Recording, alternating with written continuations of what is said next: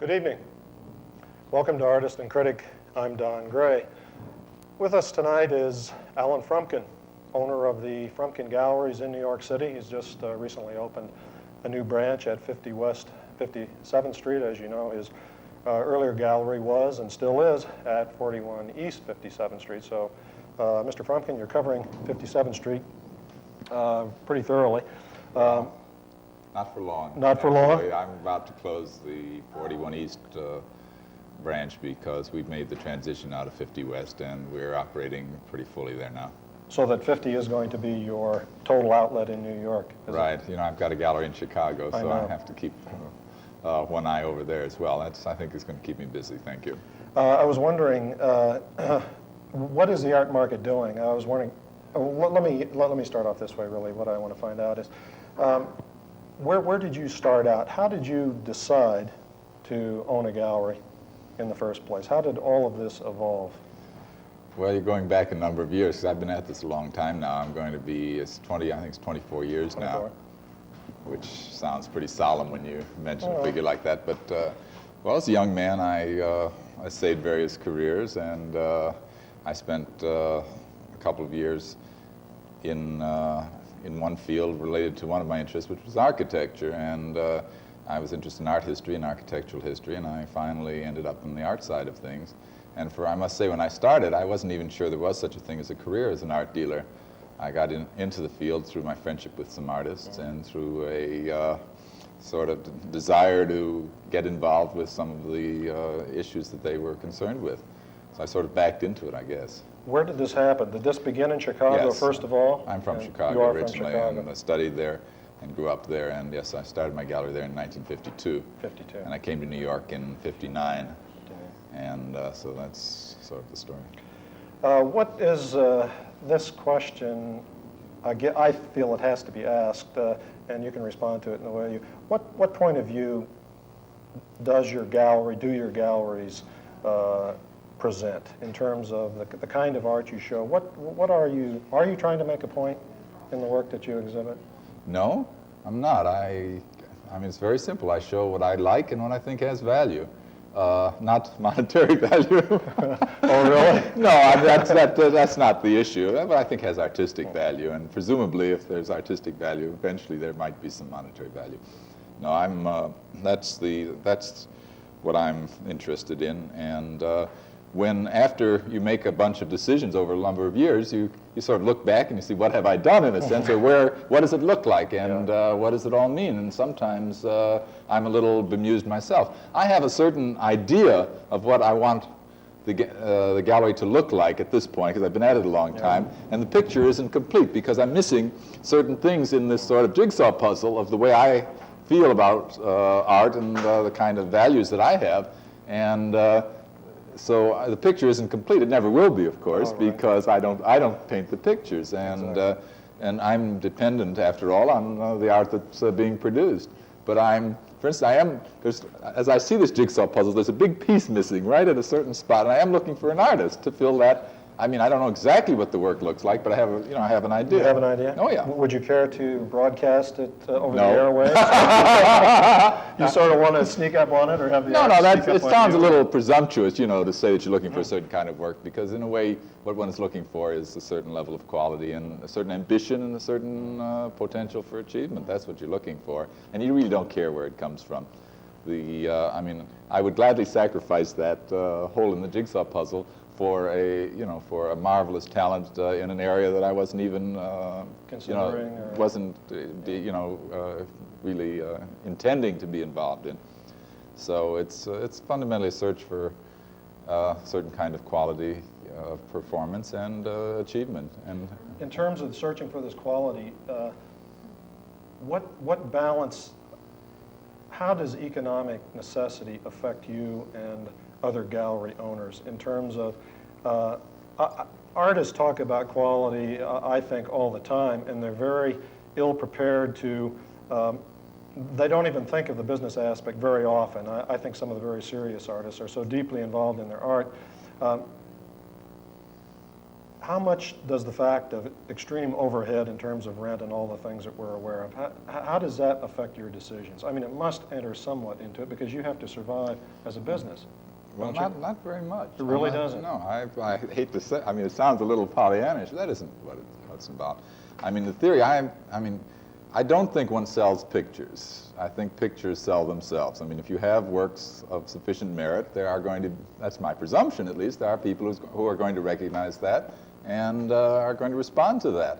And that's the theory under which I operate, and so far it seems to be working reasonably 24 well. years anyway. And you start, I must say, in my earlier years, as a guilty confession, I once or twice thought, I saw things I thought not only, that had a kind of commercial possibility that interested me,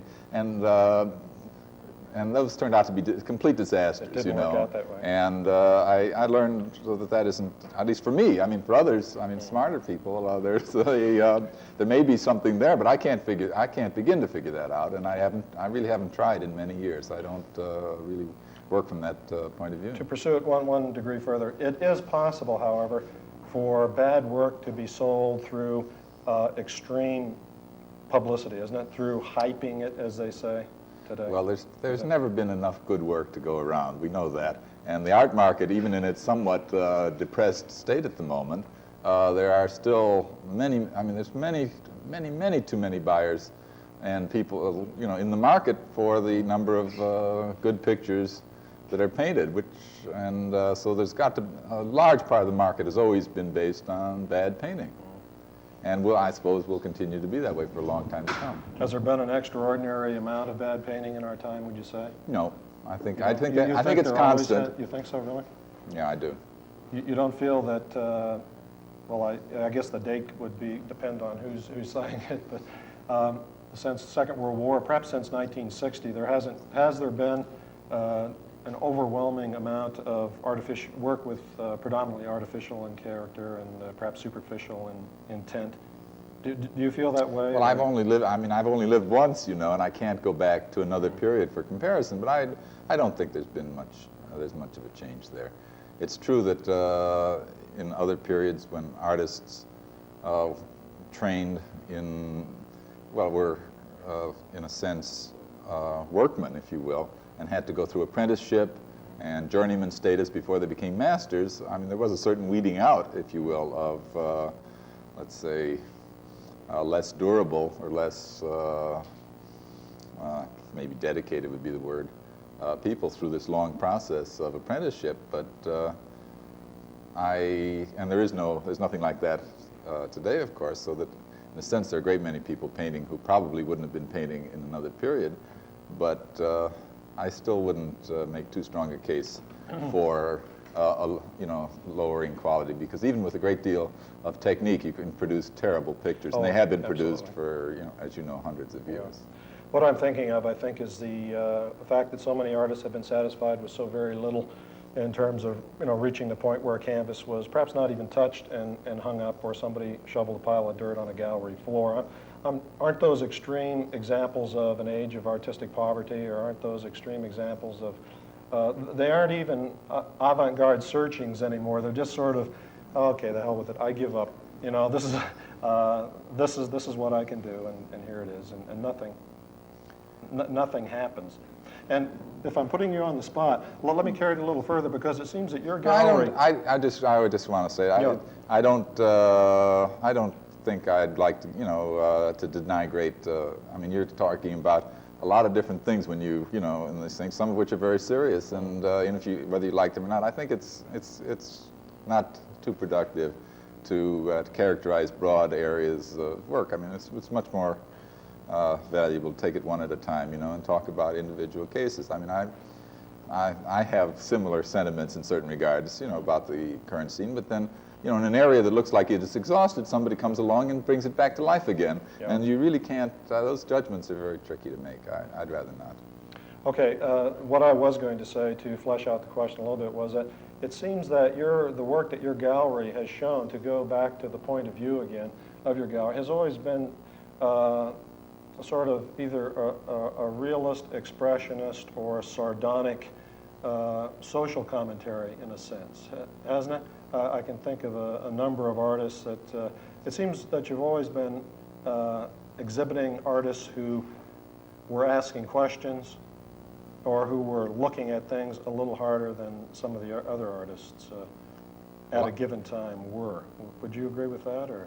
Well, I've always looked for a certain kind of ambition, as I said, and ambition expresses itself in a variety of ways. I've been looking for years, for example, for certain kinds of paintings that you wouldn't identify with my gallery at all. So that's yet another question that is a tough one to answer. Is there a significant, powerful realism emerging in American painting today? And I ask it as we present a painting by Alfred Leslie recently exhibited at your gallery. I think so. You think so? Yes, I do. And will it, whether you'll make a commitment about the state of art, well, I guess generally you'd say that the art today has lost a certain amount of vigor, whether you want to go as far as I do in characterizing it. All right. Will work of this nature revivify it in a sense, bring us more in contact with human qualities as well as powerful artistic qualities of form and color and so forth?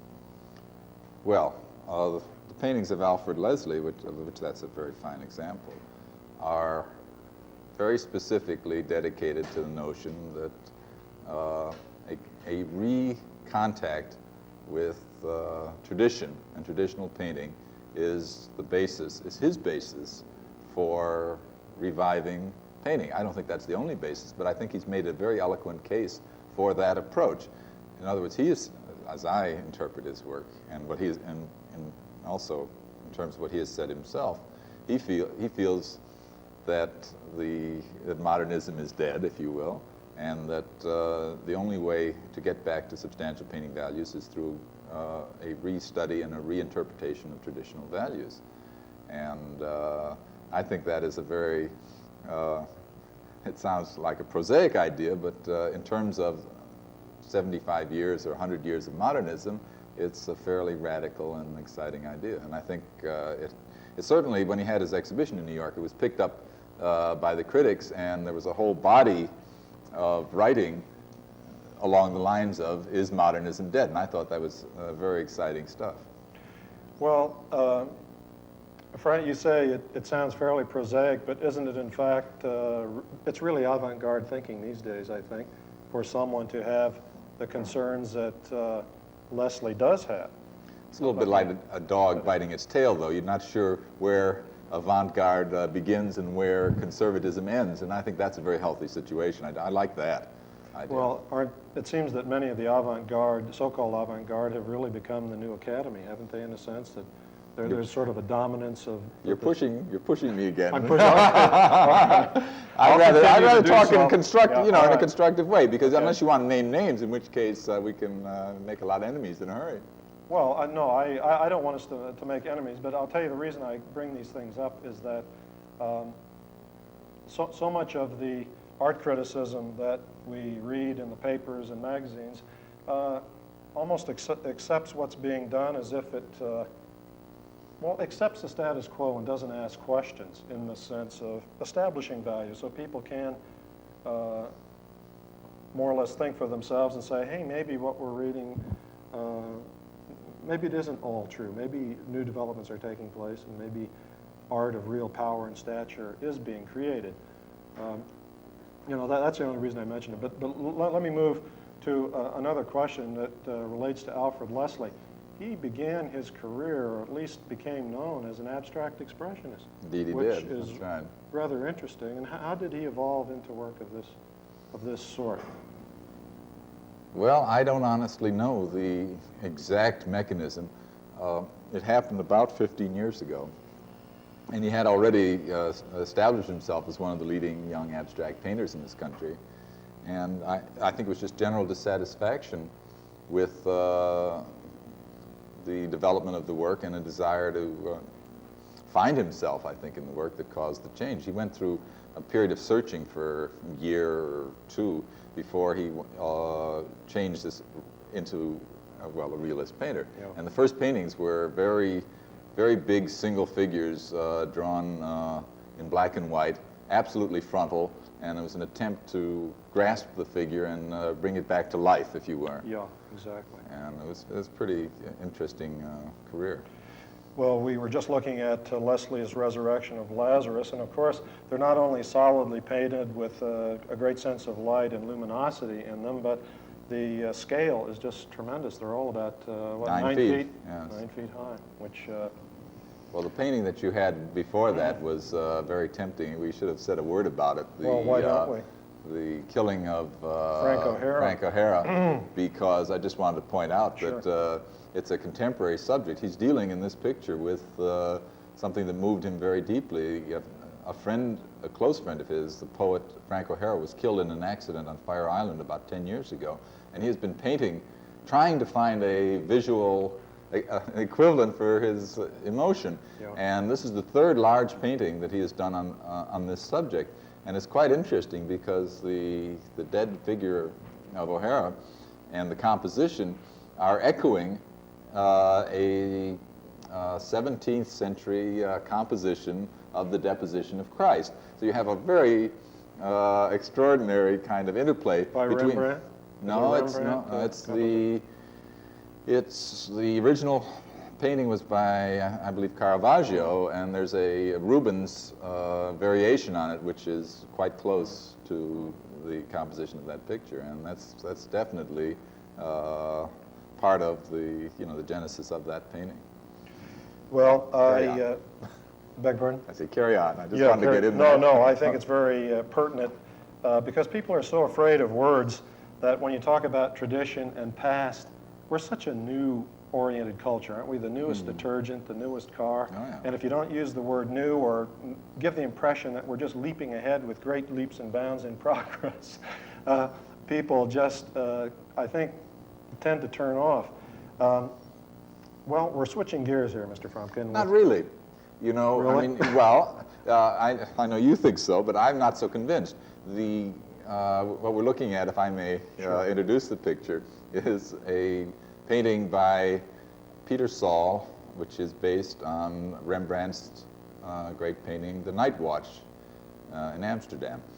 And Peter Saul is I suppose one would have to say in some sense, a modernist, but he's very fascinated with the pictorial mechanics, if you will, of paintings, present day and past, and he gets his kicks, if you will, by completely transforming the pictures in terms of color and spirit, and yet keeping them recognizable. I mean, anyone who knows The Night Watch recognizes it immediately, but the color, which you can't see, of course, is the most extraordinary, luminous, vivid day glow, actually, colors. Shocking pinks and oranges. Yes, which are just mind-boggling because you're thrust back and forth between the chiaroscuro of the Rembrandt and these incredible day glow colors. It's an extraordinary experience, I think. And it's not as disconnected as you might think from Alfred Leslie. Well, there's a similarity in terms of harking back to an earlier source. Of course, Rembrandt here with Saul and Caravaggio and Rubens, you were saying, with the death of Frank O'Hara. But it seems to me that Leslie is operating on a completely different plane, and I'm sure you probably agree, but in my sense, it seems Leslie is so much more profound and striving for so much more serious and important things, where Saul is sort of slightly cynically, slightly sardonically making rubber faces of Rembrandt's people. Bring on the next picture. Bring on the next one. Okay, we're moving on to, if the audience will forgive our shift.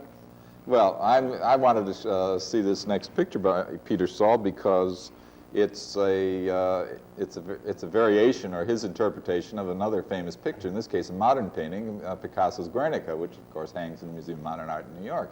He's done the same thing in a sense because he's produced it in glorious Technicolor. He's completely restructured the picture, keeping all the familiar elements. But again, the color is completely new.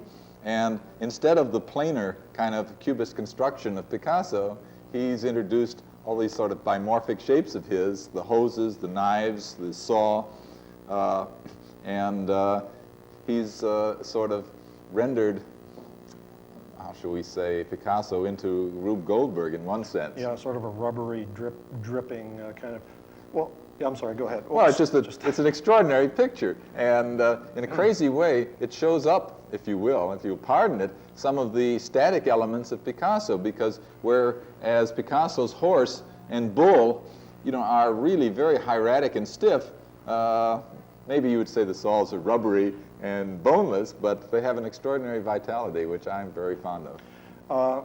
I must say that I feel that Saul is... Let's fight. No, I don't want to fight.